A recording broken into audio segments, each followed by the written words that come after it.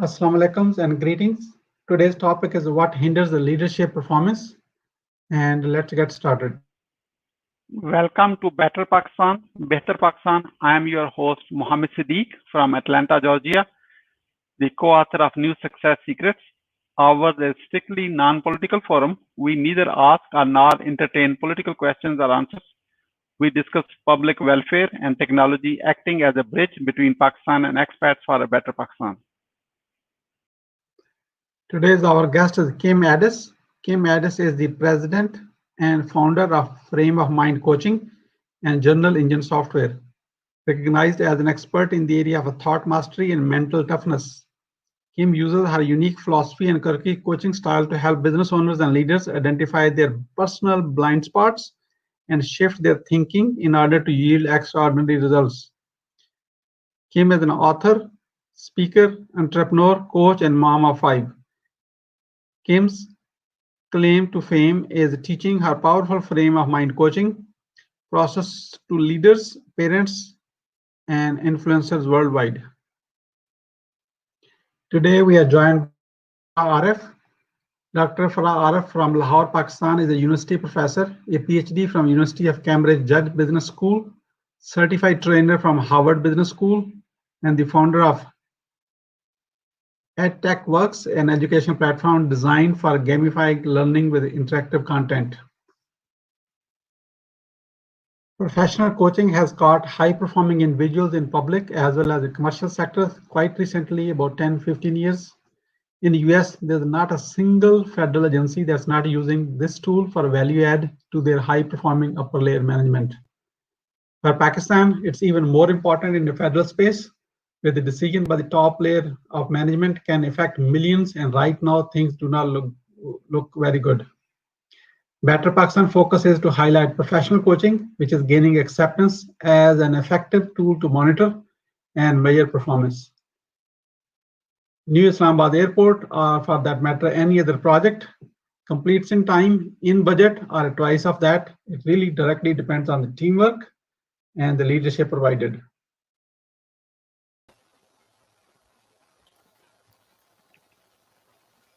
Welcome. Thank you. Dr. Farrah, can you hear me? Yes, I can hear you. Okay, thank you so much. So, Kim Ades and Dr. Farrah, welcome and thank you so much. Here's my first question I want to ask. Why coaching, Kim, that I want to start with you. Why coaching is so important to have a wild success? Well, we see a lot of leaders who are struggling in a lot of different areas, typically. I have seen them struggle with a sense of isolation. They struggle in the area of building positive relationships professionally. They also struggle carrying a lot of burden of responsibility on their shoulders by themselves. And what we see is that when they're in the situation of leadership, they have several blind spots. And working with a coach helps them to eliminate those blind spots and see what's in front of them with the help of extra eyes and a set of insight that is perhaps experienced at noticing where people tend to trip up. So what does executive coaching do? It helps leaders truly handle some of the toughest challenges that they experience, but also it helps leaders to really maximize their potential and perform at the highest levels. That's why it's so important. Dr. Farrah, I have the same question for you. Why coaching is so important to achieve a greater success?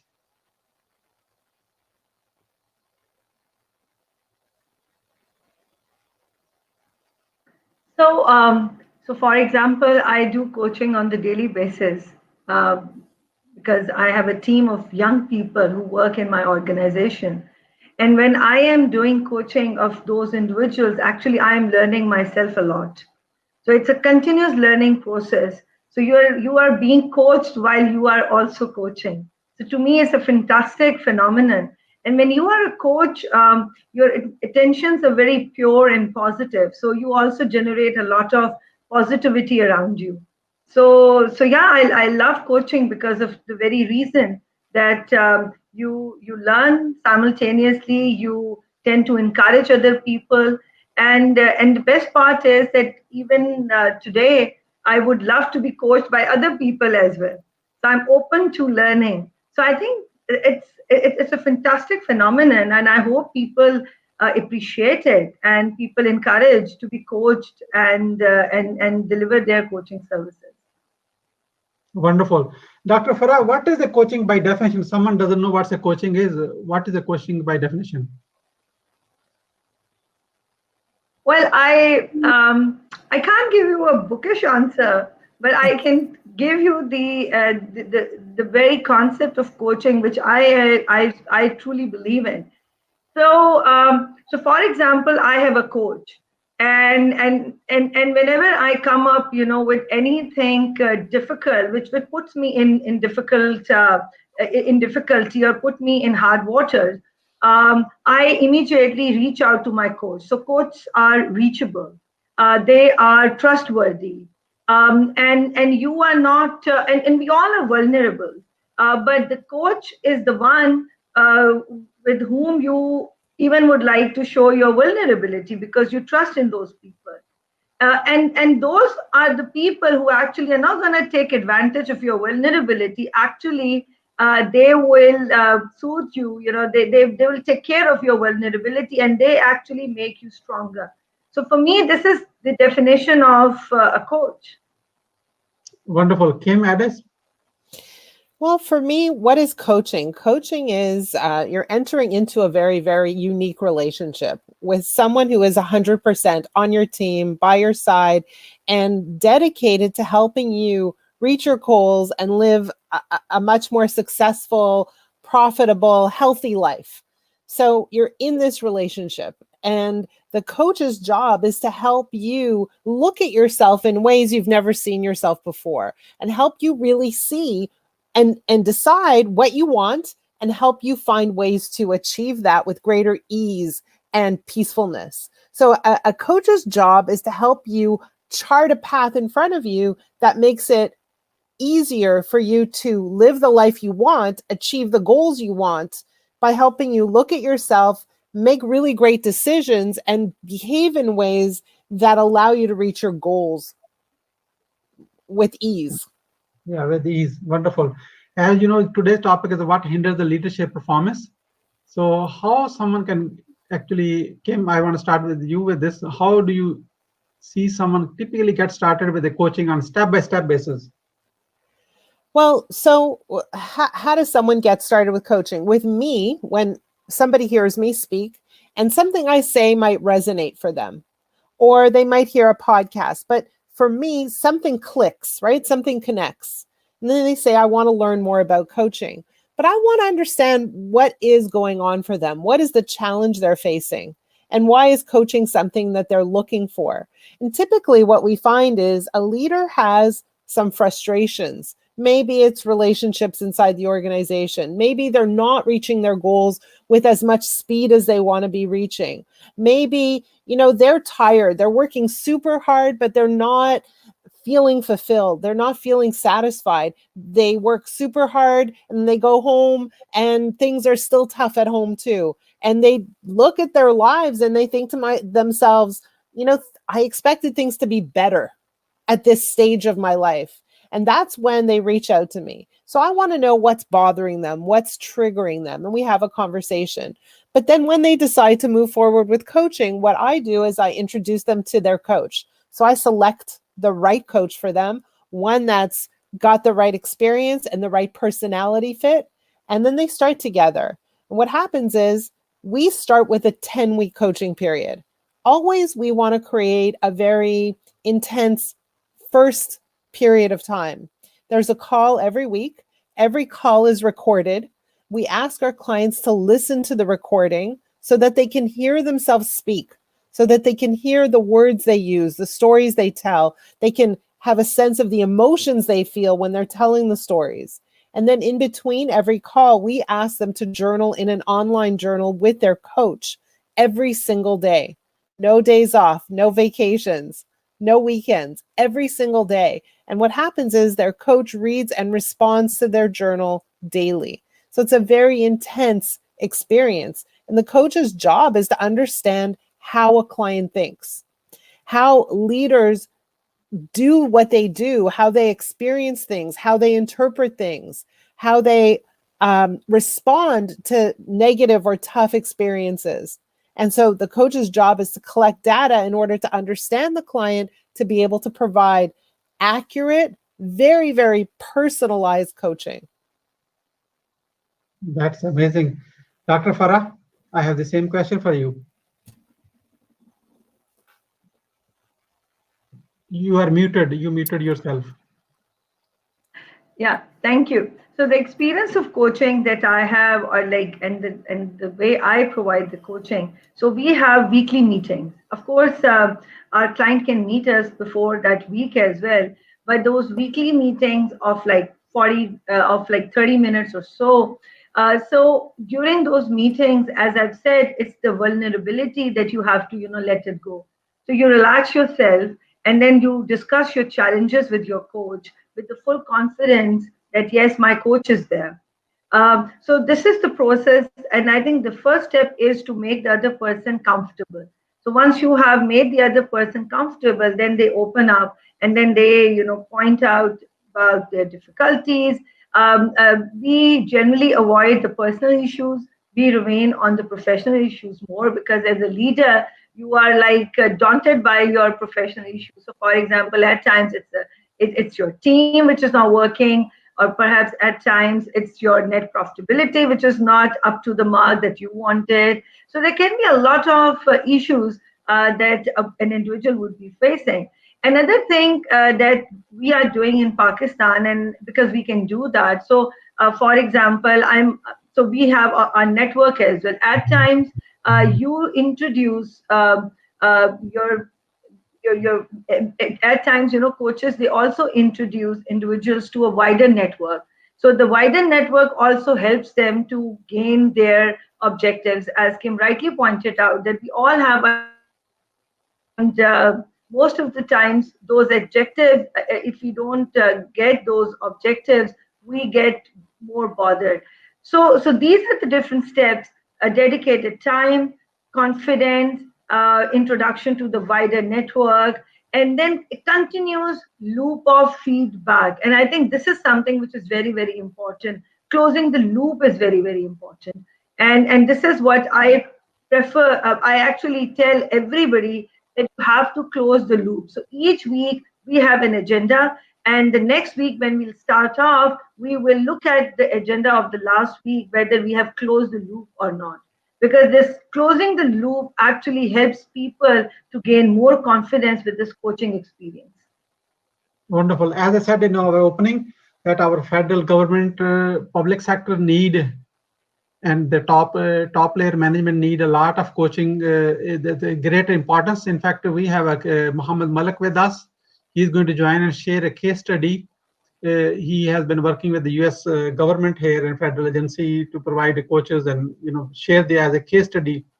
So that's the impact what can have in our Pakistani federal public sector once they actually realize it and use it. And let me bring Muhammad Malik right now. Well, thank you, my friend, inviting me over. Just a little bit of introduction. I have been working with the government in Pakistan, as well as the government in the US, federal agencies. And I ran a program for 5 years, providing services of coaches to top level SCS and GS, grade 16 and above, 15 and above executives. And I would like to give a case study here. What I want to say to make it more clear for people, the audience, what this means. Well, coaching has been not around for too long. I think in the last 10 to 15 years, it has caught the imagination of executives in public as well as private sector. And I don't see many agencies in US, federal agencies, or even state, who do not use this tool to value add to their high performance in the government. So when I was running this program, this is a case study. I'll just take about 4 minutes to explain that. We had a note from a director of operations of a large international airport saying he had a team of about 8 executives. He doesn't want to replace any one of them, but we are lagging behind our preset goals. And he said, well, the team seems to be dysfunctional and we need your help. How can you help us? Well, I talked to a few of my coaches and we selected 2 female coaches that were most appropriate. And I asked them, can you make a plan how to solve this problem? So they asked me in a week, they gave me an estimate that it's going to take 280 hours of coaching time to communicate with all 8 individuals in the group. And that will require 2-day visits to site. One would be at the time of assessment, and the other would be at the time of implementation. And we had one problem that we could pay for the hours they spent on coaching. I went back to the person who approached us. Okay, well, we have an issue here that we can't pay for the travel because people were at a different place and coaches were a different place. I'm saying this one to make you recognize the level of interest that that top guy had. He said, well, that's no problem. I can solve that problem for you. We have a plane flying between Washington and this place every day. And I'll make sure your coaches are picked up at a place and dropped back whenever they feel to go back. Well, that solved the problem. So that shows the level of interest by a high-performing executive who wants to fix his problem. So it took about 90 days, and also this top guy said, it's not my preference to take any of these team members out or replace them or transfer them. But if it comes to that, I'll not hesitate to do that because I don't want to lag behind in performance. We have important goals to meet, and it's my responsibility to make sure that we meet the goals. So anyway, in about 90 days, everything was done. And now, again, I'm saying this is very discreet coaching between the coach and the person he is being coached. So nobody outside me or anybody knows what was talked and what were the issues actually there. But these coaches work with them hand in hand with everybody, and they have very scientific ways to analyze each individual. Like we have a Farrah method. Say everybody is born on this earth falls in one of the 4 quadrants. That they belong to this quadrant or that quadrant, and each quadrant has a certain the way he acts, the way he responds to things. So these people have scientific tools, the coaches, and they analyze each person in the team, and then they see where the problems are, and they try to fix those problems. And if they cannot fix the problem, they go back to the top guy and say, well, this is our report, and then these are our recommendations, and then it's for him to solve the problem. So this was a case study. It cost about, I would say $400 an hour, and 280, you can imagine about $75,000, $80,000. But it was so important. Now I would say again, the money spent maybe $70,000, $80,000. A lot of people seem very huge. Let's take the example of in Pakistan, Islamabad new airport. And every project in Pakistan, you name any project, they complete in twice the budget and 3 times the time. And this directly relates to the team that you put in place to execute the project. I would say this is much less money spending on the team who is executing the project than doubling the cost of that project. Most of the problems that double the cost of the project or double the time of the project, they originate from this dysfunctional teams. And I would say probably in Pakistan, the whole government is dysfunctional. And they really need to train their, I'm retired here in the US. That's I worked for US government. I worked for Pakistan government. My first 10 years were there. And I really, truly feel that people in Pakistan need to take this very seriously. They can save tons of money by coaching their high performance people. So that's what I had to. I had many other case studies. A lot of times, departmental groups, they take their team to resorts and they invite a couple of coaches there, 2 coaches or 3 coaches, and they first have an agenda. What we have to talk about is a nice environment to work, and the coaches, interact with the whole team. So there are many types of coaching. It's one-on-one, individual. Nobody knows what's up.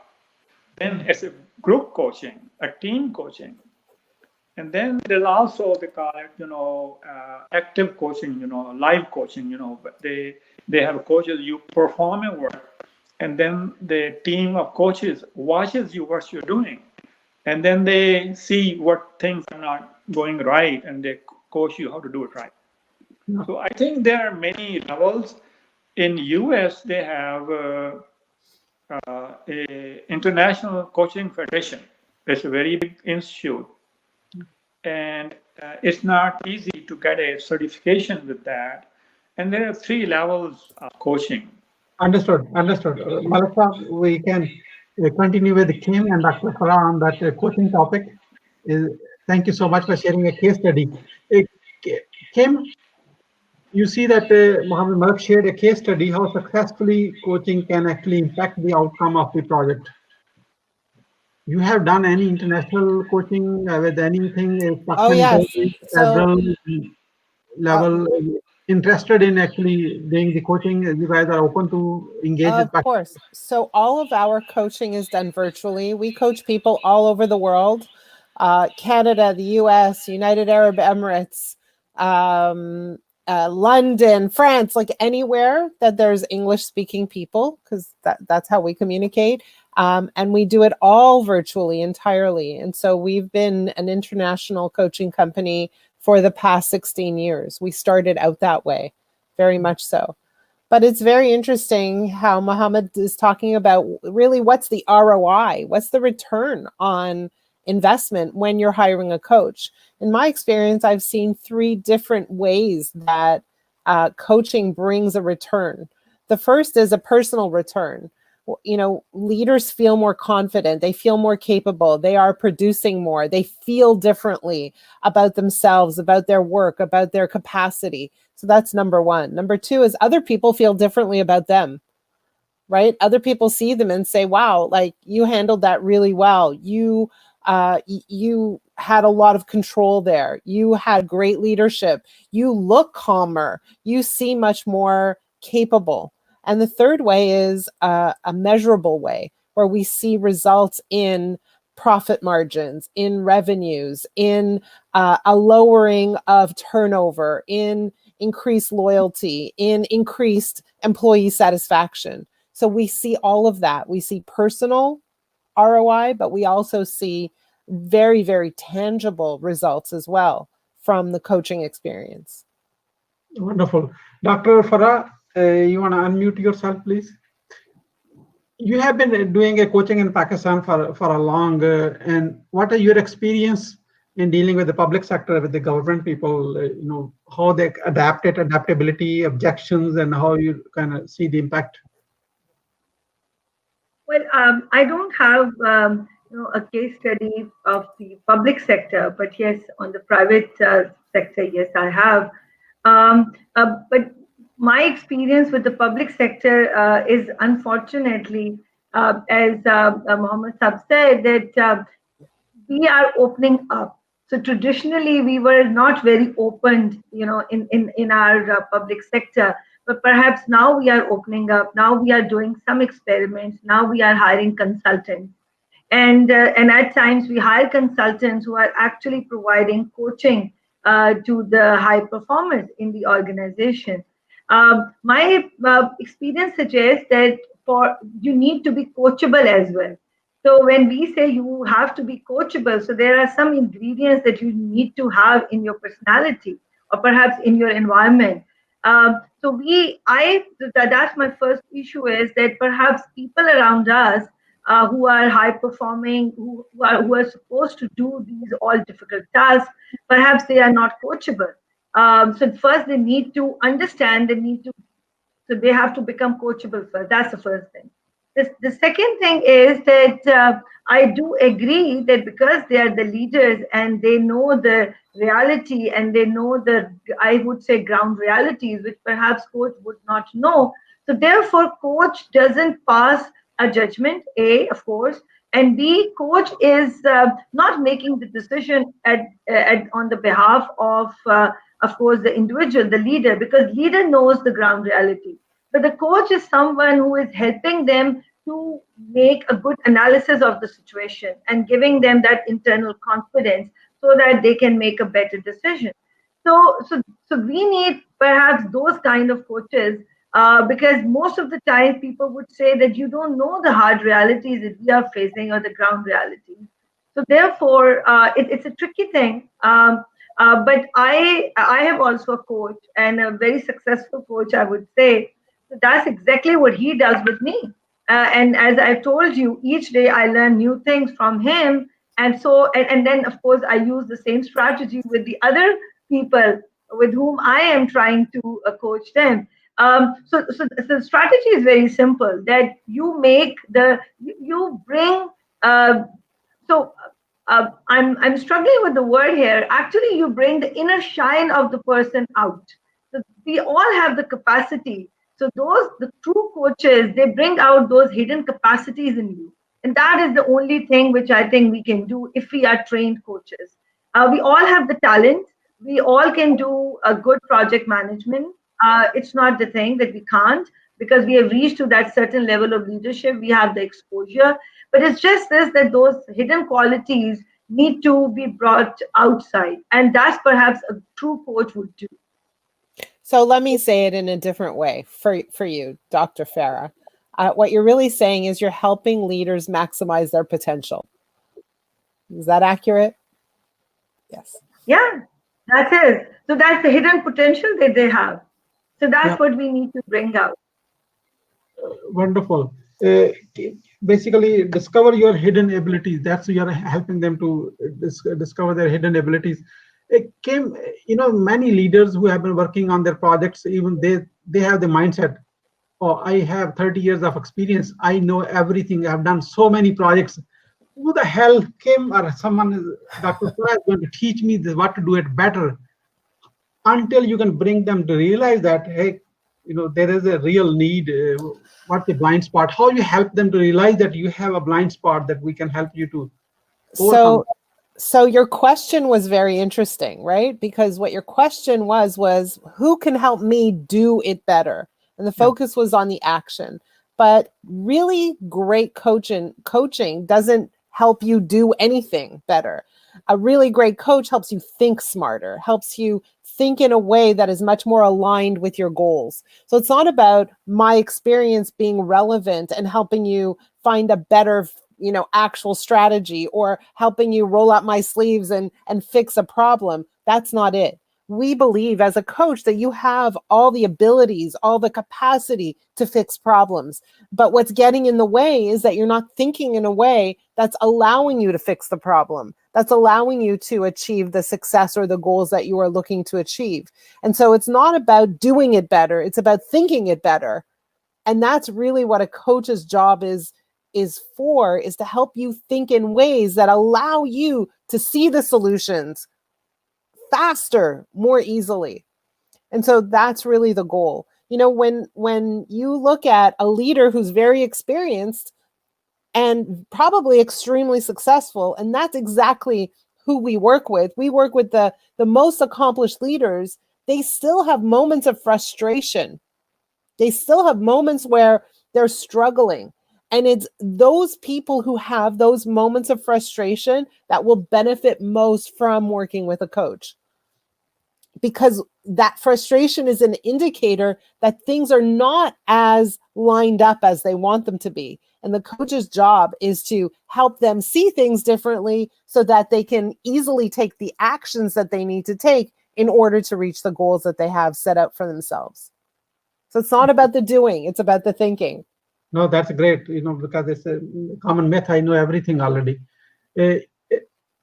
Kim, what if someone gets started with the coaching today, how their life look like 30 days, 90 days, year, 3 years from now? Because they want to see what if, you know, if I adapt that situation. What, again, from my experience, I noticed that people just start to feel better. They start to feel different. In fact, they might walk down the street and bump into an old friend, and the old friend might say, "My God, you look good. Did you get a haircut? What changed?" They walk taller, they're brighter, they're shinier, right? As Dr. Farrah said, shine. That's very important. And that's what starts to happen quite early on. Slowly, they start to take actions, and those actions lead to very specific outcomes that they're looking for. It might be a promotion. It might be an increase in salary. It might be that they're getting that client they were looking for that they were having a hard time acquiring. And slowly, they start to see tangible results. Over time, a year from now, they continue to see results, but Dr. Farrah said it very well. They also step into the role of a coach. Their leadership changes. So not only are they calling themselves a leader, they're calling themselves a leader with very qualified coaching skills. And the moment that a leader starts to coach is the moment that the company starts to grow. So at the beginning, they're growing, but over time, they're growing their business, they're growing their teams. And that's what happens over time. Wonderful. Muhammad Malik, I think he has some question to follow up. Muhammad Malik, go for it. Yeah, I have two questions. One from Ms. Farrah. What do you feel are the people in the government or private sector opening up in Pakistan on a scale of 1 to 10? I know in Middle East, like Saudi, UAE, and Qatar, I heard some of my coaches, they were even flown especially to these destinations to provide coaching one-on-one. And I know for a fact that the Middle Eastern countries are quite a bit into it, and they could spend any money for that purpose. Now, I don't know if the people in Pakistan or the government or the private sector, they are now looking at it more favorably on a scale of 1 to 10. That's the first question. Okay, let's get the answer to the first one. Yeah, Dr. Farrah. Okay. Okay, yeah, that's the first question. If Dr. Farrah can respond to it. Are you asking the second one? No, I'm waiting for the... I think Go for it, Dr. Farrah.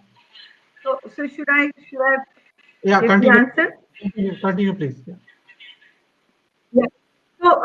So what Malik Saab is asking, like, yeah. So what I have noticed, it's in Pakistan, people they're difficult to be coached, to be very honest, because the myth is there. We know everything. How can you teach us? However, what I have seen, and including myself, so the leaders who are in their early 40s and early 50s, They are also changing. But in Pakistan, there is another phenomenon which a lot of people are talking about, and that is called reverse mentoring or reverse coaching. Because a lot of young people are also becoming the part of the teams. And this is what I have noticed. Now, because the teams are diverse, so there are a lot of young people, and then there are people in their 40s and 50s. So the people who are in their 40s and 50s, they would like to learn a lot from the younger lot. By the way, this is what I've seen now, and I can tell you for sure, especially in the private sector, now the leaders are giving a lot of space, to the young teams, because they truly believe that these young teams can bring the fresh ideas, they have the energy, and they can lead the project. I also do the same with my teams, and I remain open for this reverse coaching as well. So coming back to Mohammed Malik's question, I think people are opening up, because for reverse coaching, you really need to accept that other people perhaps also know a lot that you don't know. You have wisdom, no can doubt about it, but you can always learn from others. And I would like to introduce this term over here, which is also getting some popularity in Pakistan as well, which is the growth mindset. So the growth mindset of a leader is critical. And yes, in Pakistan now, when I meet with leaders, when I meet in private sector as well as public sector, a lot of times you have a feeling, yes, they have this growth mindset now.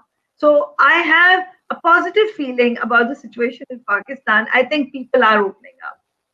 Wonderful. So what's the answer to one to from the scale from 1 to 10, if 1 is the lowest and 10 is the highest? Well, we are at the level of 5. We are still struggling and we are opening up. Understood. Understood. Malik, We go for we are struggling. Yeah, I think that's the second thing was, people here, they want to talk to somebody and they don't find anybody. Everybody has issues. I have issues. Everybody has issues. They don't find anybody to talk to in confidence. In coach, they find a person who's not related to them, who's not their boss, who's not their subordinate, but he is willing to listen to Or him she. and see. And they are their most trusted friends, coaches. They become their most trusted friend, and they can talk to them their personal thing, their work thing, and they can talk to them everything, and there's a solution for everything there. So I would say it was a 5 years great experience for me running the program. Came across some very good people in the US and coaching.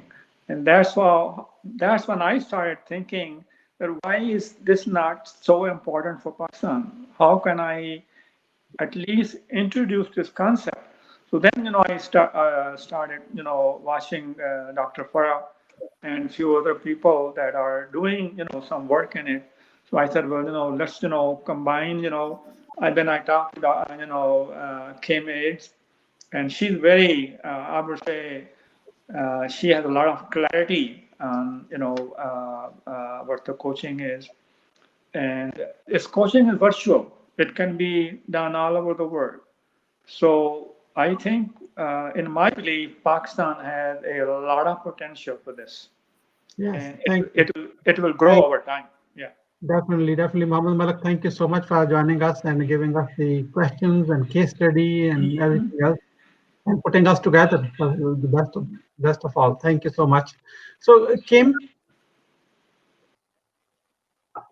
what are the specific roadblocks that typically someone prevent from getting started with coaching? Well, a lot of people think that coaching is for people who have problems, for people who are problematic, that they're not succeeding. In fact, coaching is really optimally for top performers who want to reach extraordinary goals. So sure, coaching can help solve problems, no doubt.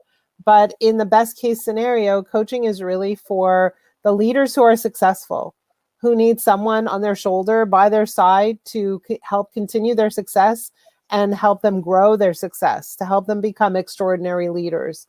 And that's really what coaching is about. So what I typically find is that people are a little resistant because they're not sure. Who's it for? What is it about? What is the process? How can I be sure this is the right coach? How do I know that this process will work for me? But I will say this, and I can't speak for all coaches, but if you make an investment of your time, if you really, really put all of yourself into it, there's an unquestionable result that comes out at the end, not even at the end, at the very beginning, very early on. So give yourself over to it. Trust the process. And really kind of let go of your resistance. I think, Farrah, you're nodding your head. Would you agree with that? Let go of resistance. I completely agree with you because if we don't, if we remain resistant, we will not open up. And when you meet with your coach after that relationship that you have literally spark in your eyes because that's what you would like to have. And there is a great program coming these days on Netflix as well. So top 5 coaches, and they are the coaches from the playing field.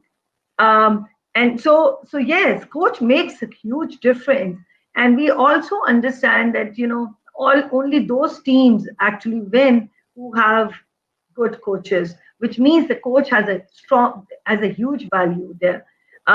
So I completely agree with Kim, no doubt about it, that coach is not making the decision, but coach is definitely helping you, enabling you to make an intelligent decision. So coach are enablers. They won't make strategies for you. You have to make the strategy, but they will help you in opening up to the harsh realities, facing them, and make smart and intelligent decisions. I completely agree with you, Kim, on this. Wonderful, wonderful. Kim, what are the specific strategies that are like keys to unlock the roadblock doors to achieve a wild success with coaching? Yeah, for me, you know what, honestly, when I look at a leader, I think that they come in with a whole bunch of ideas of what leadership is, what their role is as a leader, how they need to interact. Like they have a whole bunch of beliefs. And that's really the key, that we come in as we grow up, we develop a whole set of beliefs. And those beliefs most often get in the way of our success. They trick us, they trip us up. And my job as a coach is really to help a leader see the beliefs that are standing in the way of his or her performance. And when they see it, they become a little bit shocked because they don't know those beliefs are even embedded in their system. But really, my job is to help them see how they think, how they approach things, their perspectives, their values, but really, what beliefs are running your life? What beliefs are you operating from?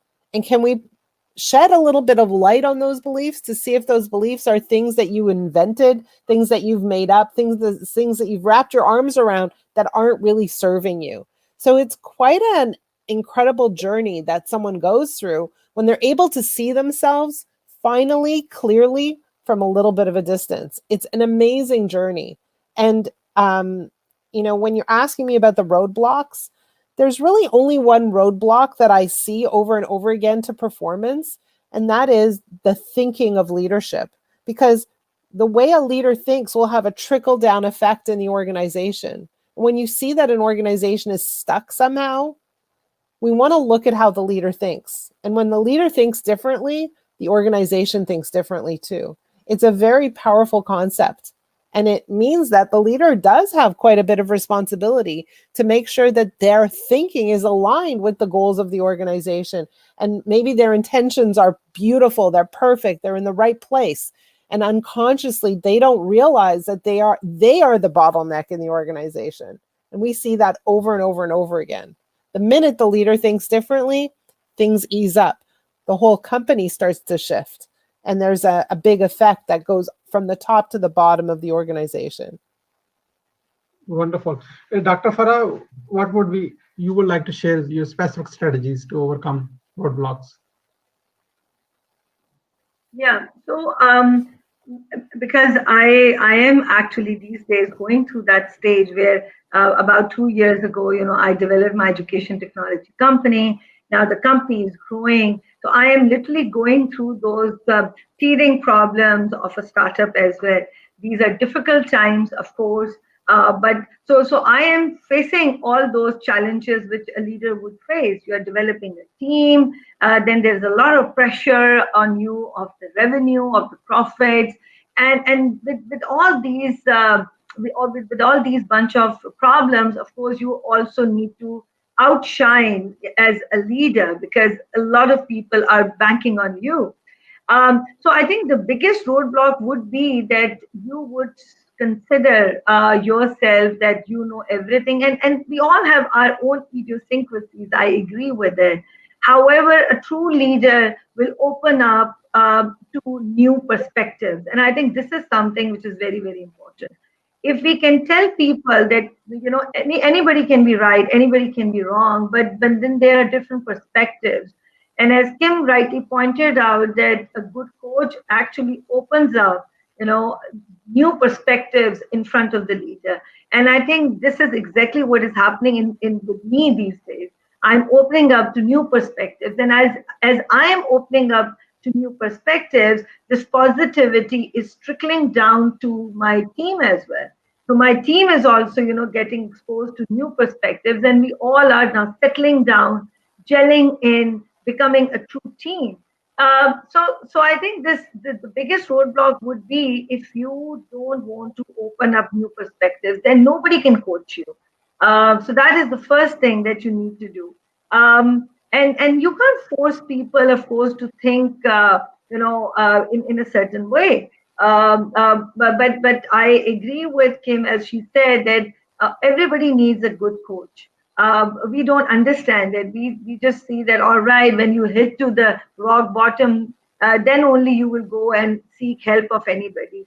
It's about that trusted friend, which is there out there for you. And as Malik Saab was also saying, that he's somebody who's not even related to you, but actually he is a professional coach and he can really help you. And I think this is something that people need to understand, the value of a professional coach that can really help you to bring that shine outwards, which is hidden somewhere in you.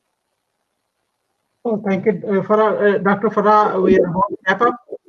What do you say as a final word? How people can outreach to you as well?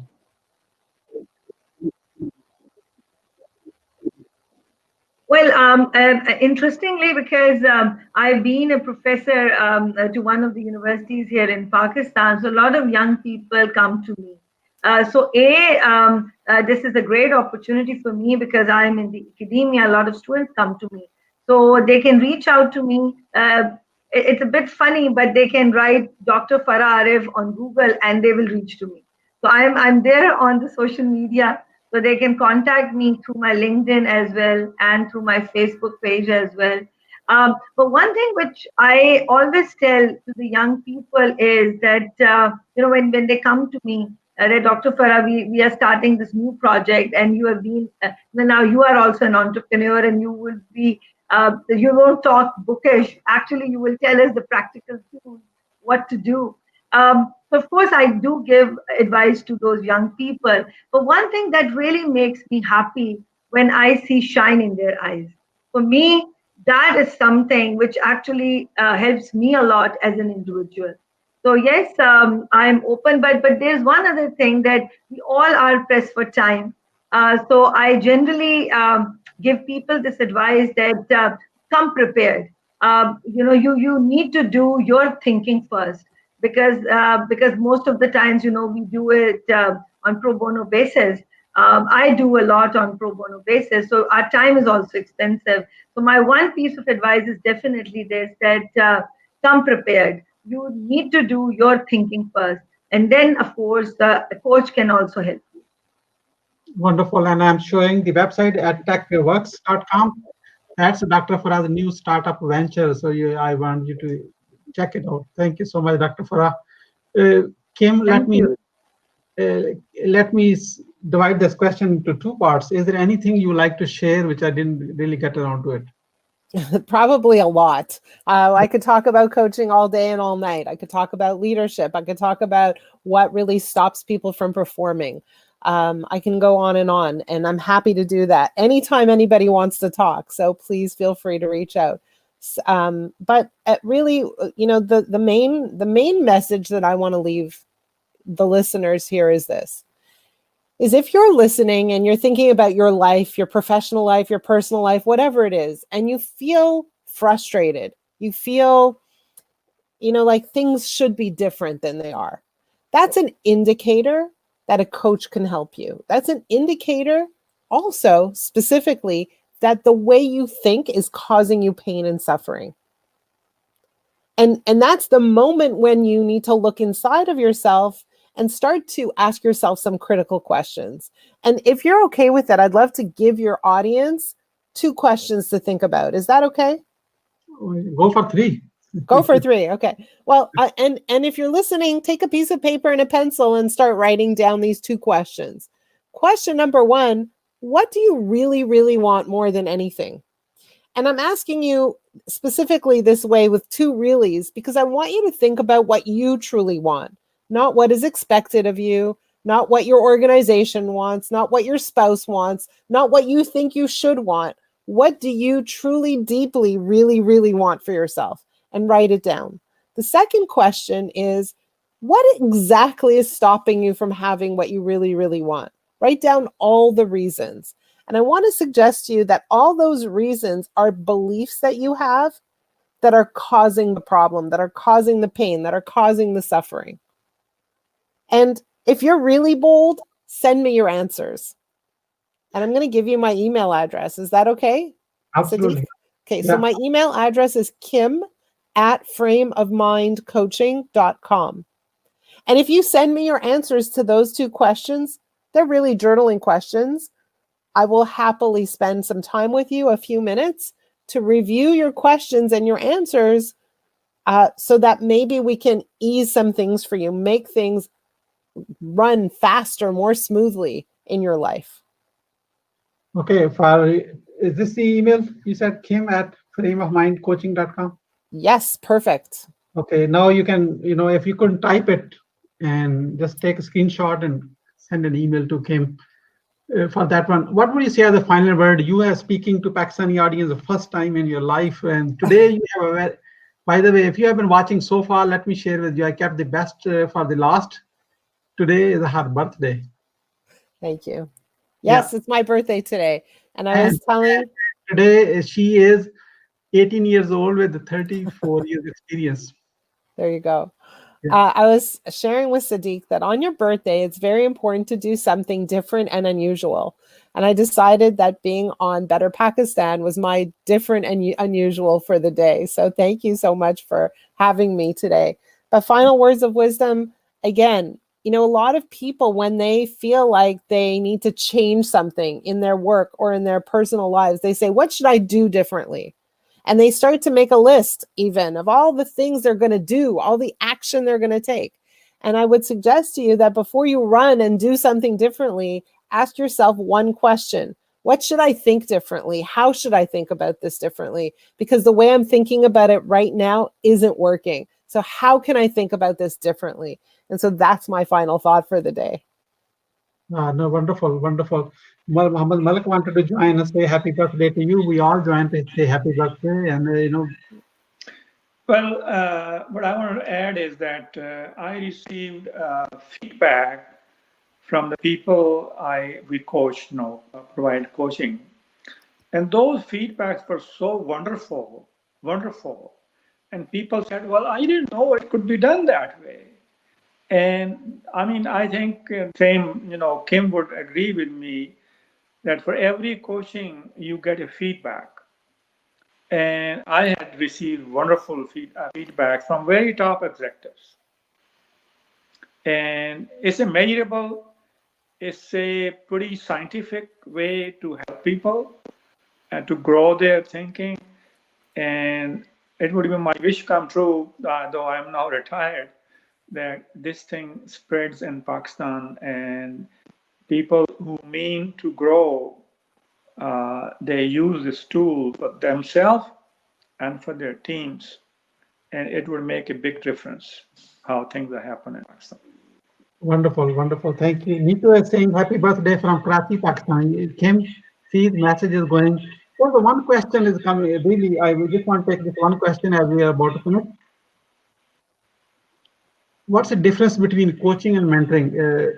Kim, you go first, then Dr. Farrah, you can add So up. so they kind of fit together, right? They're not completely separate, they're not completely apart. But typically a mentor is someone with specific experience in your specific field of work or business, or right? So they're mentoring you. They're teaching you how they did it, right? They're showing you, they're giving you some tips given their experience. A coach doesn't necessarily need to have that specific experience. A coach has a wide range of experience and can look at what you're doing from a distance as opposed to specifically, and provide you with some guidance based on their general knowledge and give you that kind of feedback based on who you are, as opposed to giving you specific tactical guidance. So for example, an accounting mentor might look at my books and say, oh, you made a mistake here in this accounting. That's like mentoring. Whereas with coaching, I might work with an accountant and say, hey, let's look at how you're growing your business. Who are you hiring? Why are you making these decisions? And we're looking at it from a little bit more of a broad perspective. Wonderful. Dr. Farrah, I know you were disconnected. I wanted to give you the chance to speak on this too. What's the difference between coaching and mentoring? You are muted. You are muted. Please unmute.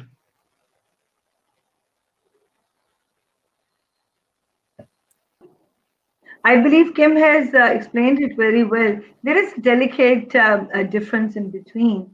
But yes, mentoring is a bit more hands-on, I believe. But coaching is like, so to me, the coaching is just to, making you a smart thinker, as we were talking about. Because in coaching, you're not going to make the strategy. So therefore, most of the times, people would like to call coach, not mentored. Mentoring. They say, all right, we are the coaches, we are not the mentors. So yes, there is a delicate difference, but by the end of the day, this is the lingo. But the truth is, and the most important thing is, whether we can bring a difference in other people's life or not. So whether you are a mentor or whether you're a coach, it's about making the difference in other people's life, which actually Kim likes to do, which I'm trying to do, and which we all would like to do. And happy birthday, Kim. Sorry, my Thank net you. got collapsed when we were trying to celebrate it. So yeah, here we go. Thank you so much, Dr. Farrah Arif from Lahore, Pakistan, and Kim Ades from Toronto, Canada. And we spoke in length on coaching, and hopefully now it's your decision. You're watching this. Do you really need a coaching? You may not. If you think you don't need a coaching, that's exactly the sign you need a coaching. We all have a coach. I have a coach. The moment you think you don't need a coaching, it's very important, especially for our public office holders in bureaucracy, in a higher prime minister level, chief minister level, and their teams, because until they have the unblock their, their wherever they're stuck in, our challenges will never be. We will never be on a solution side. We will be stuck where we are, and every time, every project will take double of the time, and every project will take probably double and triple the projects, the budgets. However, if once we are able to fix that blind spots and correct our vision and correct our thought process on first project, eventually with the second project and third project, with the time, we will make a much better progress, and that will make a better Pakistan for all of us. With this one, I would like to thank you, my guest, Dr. Farrah Arif and Kim Ades, thank you for sharing your knowledge and wisdom with us today on the Better Pakistan show. And goodbye. Thank you so much.